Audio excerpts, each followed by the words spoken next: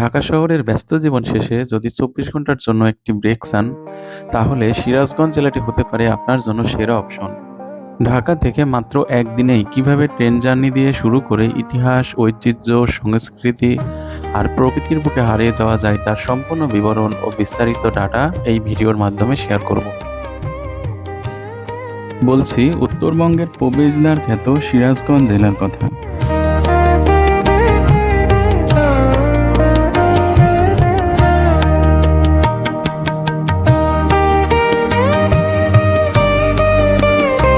সকাল ৬টায় ধূমকেতু এক্সপ্রেস ট্রেনে করে যাত্রা শুরু করলাম। ৮:৩০ নাগাদ পৌঁছে গেলাম সেতু পূর্ব স্টেশন এবং বাসে করে সেতু পার হয়ে চৌরাস্তায় নামলাম। আমাদের প্রথম গন্তব্য আলামান বাইলা খাতুন জামে মসজিদ।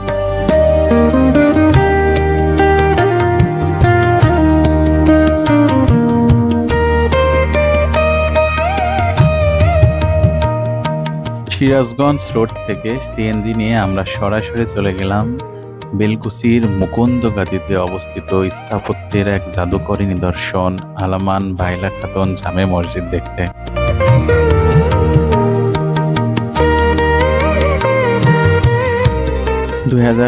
সালে চালু হওয়া এই মসজিদটি বর্তমানে উত্তরবঙ্গের অন্যতম সুন্দর আধুনিক স্থাপত্য। এর রাজকীয় প্রবেশদ্বার, বিশাল আকৃতির ৯টি গম্বুজ এবং মিনারগুলো দূর থেকেই চোখ কেড়ে নেয়। মসজিদের দেওয়ালে করা ক্যালিগ্রাফি এবং লাইটিং রাতে তো বটেই, দিনের আলোতেও এক স্বর্গীয় পরিবেশ তৈরি করে। শান্ত সকালের পরিবেশে এখানে কিছুক্ষণ সময় কাটানো আমাদের পুরো দিনের ক্লান্তি যেন এক নিমিষেই দূর হয়ে গেল।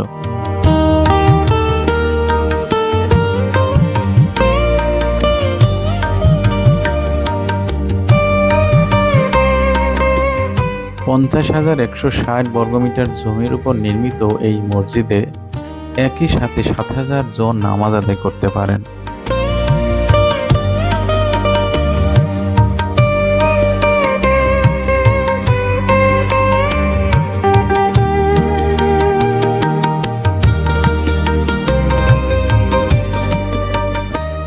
আমাদের পরবর্তী গন্তব্য লাঞ্চ করার জন্য সিরাজগঞ্জের ঐতিহ্যবাহী গোলামের হোটেল। কিন্তু আমরা পথে মধ্যে ভোলানাথের বিখ্যাত মিষ্টান্ন ভাণ্ডার থেকে মিষ্টি কালেক্ট করে নিলাম। সিরাজগঞ্জের বিখ্যাত এই ভোলানাথের মিষ্টান্ন ভাণ্ডারের মিষ্টির স্বাদ আমাকে বাংলাদেশের মধ্যে অন্যতম সেরা মনে হয়েছিল।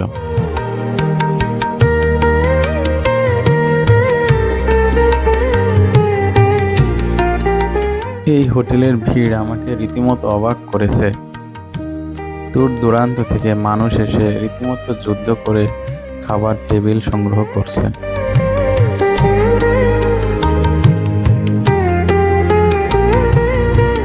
যমুনা নদীর তীর ঘেঁষে গড়ে ওঠা এই হোটেলে রয়েছে হরেক রকমের নদীর মাছ এবং গরুর কালাভুনা, যা সবার সামনে রেঁধে পরিবেশন করা হচ্ছে।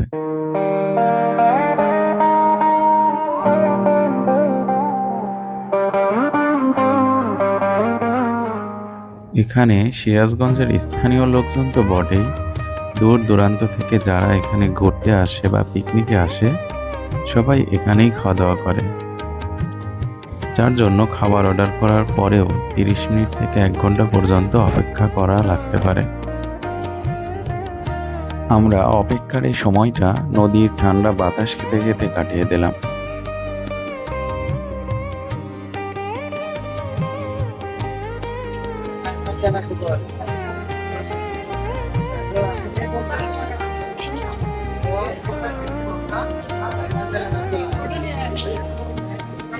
এগুলো সব নদীর মাছ।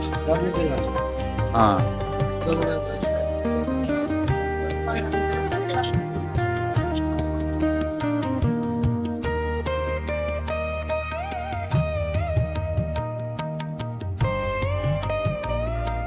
দুপুরের খাওয়া শেষ করে আমাদের গাড়ি ছুটল শাহজাদপুরের দিকে। গন্তব্য কবিগুরু রবীন্দ্রনাথ ঠাকুরের স্মৃতিবিজড়িত রবীন্দ্র কাছারি বাড়ি।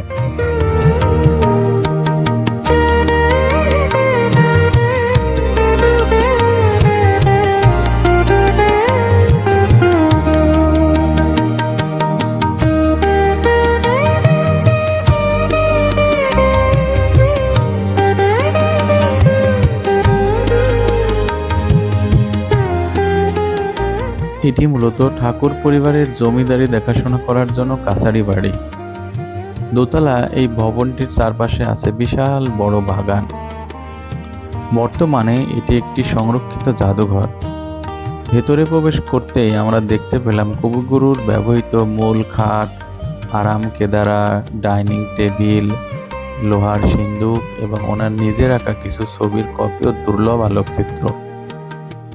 এখানে দাঁড়িয়ে মনে হচ্ছিল যেন মুহূর্তে 19 শতকের জমিদারির দিনগুলোতে ফিরে যাচ্ছি।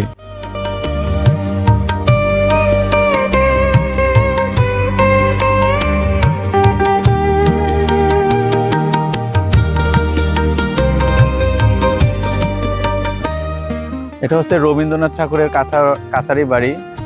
এটা মাত্র 10-13 টাকা এবং 10 আনার বিনিময়ে ব্রিটিশরা রবীন্দ্রনাথ ঠাকুরের দাদা দ্বারকানাথ ঠাকুরের কাছে বিক্রয় করে এবং রবীন্দ্রনাথ ঠাকুর পরবর্তীতে 1889 থেকে 96 এই 7 বছর এখানে অবস্থান করেন এবং এইখানে অবস্থানকালে রবীন্দ্রনাথের বিখ্যাত কাব্যগ্রন্থ সোনার তরী রচনা করেন।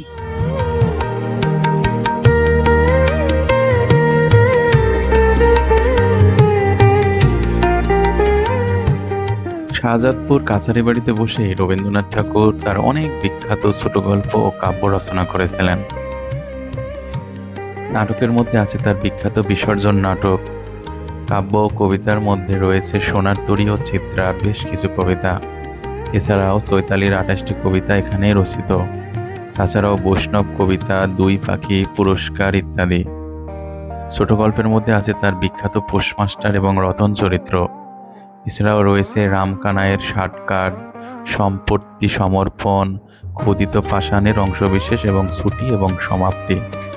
এছাড়াও পঞ্চভূতের ডায়েরির অংশবিশেষ, মেয়েলি ছড়া ইত্যাদি প্রবন্ধও এখানেই রচনা করেন।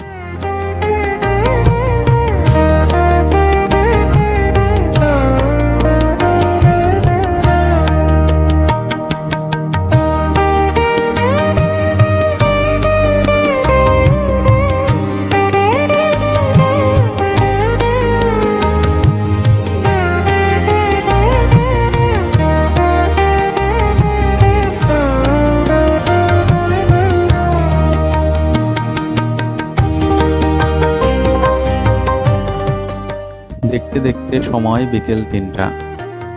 আমাদের পরবর্তী গন্তব্য হজরত মখদুম শাহদোলা শহীদ ইয়ামেনী রহমতুল্লাহ আলাইয়ের মাজার এবং মাজার সংলগ্ন শাহী মসজিদ।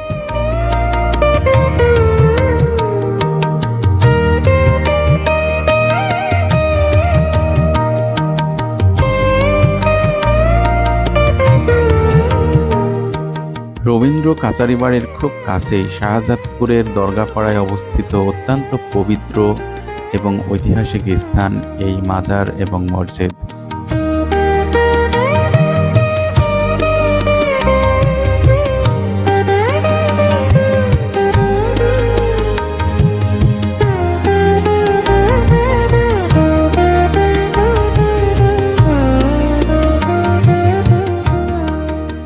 ইয়েমেন থেকে ইসলাম প্রচারের উদ্দেশ্যে আসা মহান সাধক হজরত মখদুম শাহদোলা রহমতুল্লাহ আলাই এবং ওনার সঙ্গীদের মাজার শরীফ এখানে অবস্থিত। পাশে রয়েছে প্রাচীন সুলতানি আমলের স্থাপত্য শৈলীতে তৈরি 15 গম্বুজ বিশিষ্ট শাহী মসজিদ। ঐতিহাসিকদের মতে এটি বাংলাদেশের অন্যতম প্রাচীন একটি মসজিদ। এখানকার পাথরের থাম আর প্রাচীন দেওয়ালগুলোর দিকে তাকালে এক প্রাচীন মুসলিম সভ্যতার ইতিহাস চোখের সামনে ভেসে ওঠে।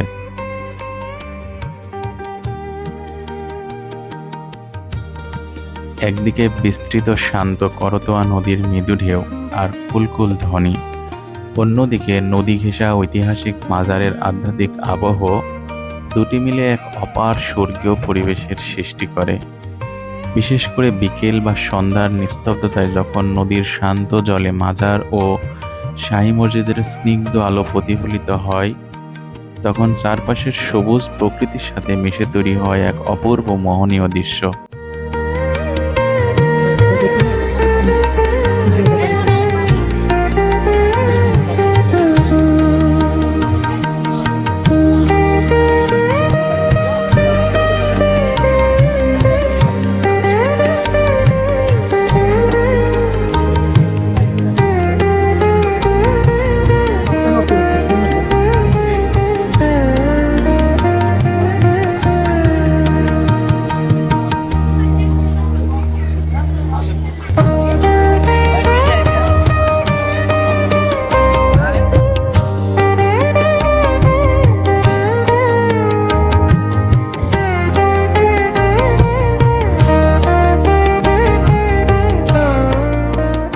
বিকেলের নরম আলোয় আমাদের পরবর্তী গন্তব্য ছিল উল্লাপাড়ার হাটিকুমরুল গ্রামে অবস্থিত ঐতিহাসিক নবরত্ন মন্দির।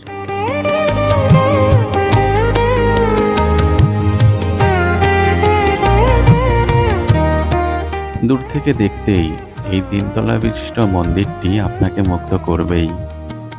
1704 থেকে 1728-এর মাঝামাঝি সময় নাটোরের রানী ভবানীর নায়েবে দেওয়ান রামনাথ ভাদুরী এটি নির্মাণ করেন। মন্দিরটির সবচেয়ে বড় আকর্ষণ হলো এর দেওয়ালে পোড়ামাটির টেরাকোটা চমৎকার ফলকচিত্র, যাতে রামায়ণ মহাভারতের বিভিন্ন দৃশ্য ফুটিয়ে তোলা হয়েছে।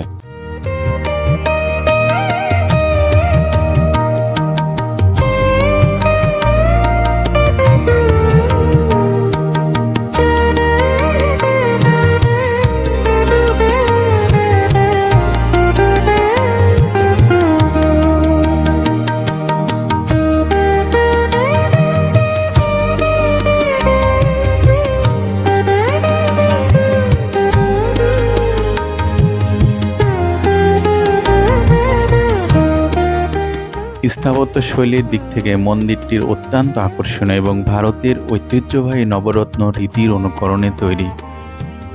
তিনতলা বিশিষ্ট এই মন্দিরের মূল কাঠামোটি ধীরে ধীরে উপরের দিকে পিরামিডের মতো ছোট হয়ে গেছে। এর মূল বিশেষত্ব হলো এর 9টি চূড়া বা রত্ন। যদিও কালের পরিক্রমায় এবং উপযুক্ত রক্ষণাবেক্ষণের অভাবে প্রতিটি চূড়া ক্ষতিগ্রস্ত হয়েছে। মন্দিরটির প্রথম তলায় চারিদিকে ঘেরা বারান্দা ও একাধিক প্রবেশপথ রয়েছে, যা তৎকালীন বৃহৎ প্রার্থনা সভার উপযোগী করে তৈরি করা। বিশেষ করে মন্দিরের বাইরের দিকে দেওয়ালে পোড়ামাটির বা টেরাকোটার চমৎকার কাজ দেখা যায়।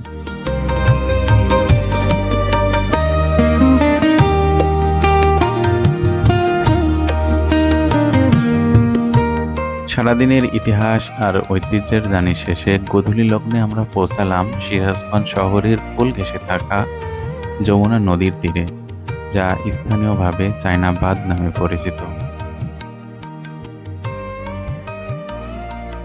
যমুনা নদীর তীব্র ভাঙন থেকে সিরাজগঞ্জ শহর এবং আশেপাশের এলাকা রক্ষায় বাংলাদেশ পানি উন্নয়ন বোর্ডের অধীনে একটি চীনা নির্মাণকারী প্রতিষ্ঠান এই বাঁধটি তৈরি করেন। চীনা প্রকৌশলী ও ঠিকাদারি প্রতিষ্ঠান কর্তৃক নির্মিত হওয়ার কারণেই স্থানীয় লোকেমুখে ও পর্যটকদের কাছে এটি চায়নাবাদ নামেই বেশি পরিচিতি লাভ করেছে।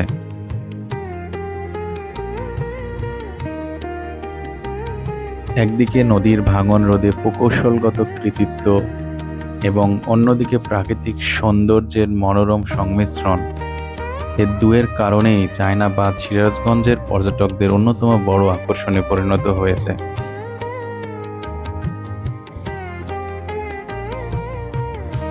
ফোনের চার্জ শেষ হয়ে যাওয়ার কারণে আমাদের আর ভিডিও কন্টিনিউ করা সম্ভব হয়নি। আপনারা সুস্থ থাকবেন, ভালো থাকবেন, আর ভিডিওটি কেমন লেগেছে জানাবেন। আসসালামু আলাইকুম।